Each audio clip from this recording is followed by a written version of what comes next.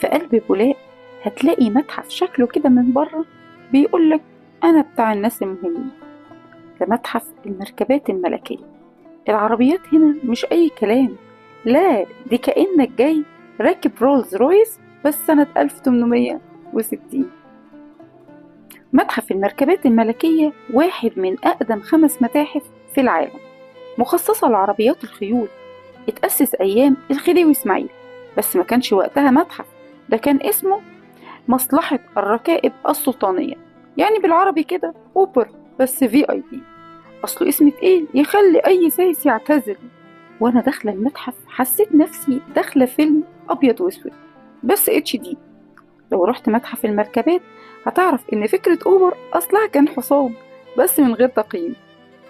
بس أكتر حاجة شدتني وأنا ماشية في المتحف العربية دي، عربية سبت كبيرة. أيوة اسمها كده، كانت عربية بيجرها حصان واحد وبيسوقها سواق واحد. لا دي ما يركبهاش إلا ملكة. فعلا، ما كانت بتستخدم لخدمة صاحبة الجلالة الملكة نظري علشان تتنزه بيها في حدائق المنتزه. وفي النهاية متحف المركبات مش مجرد عربيات قديمة مرصوصة جنب بعض، دي حكاية ماشية على العجلات. لو عايز تشوف التاريخ وهو بيلف حواليك في صالة عرض يبقى لازم تزور المتحف ده. ودي كانت نهاية حلقتنا، واستنوني في حلقات حلوة كتير من معرض شحات.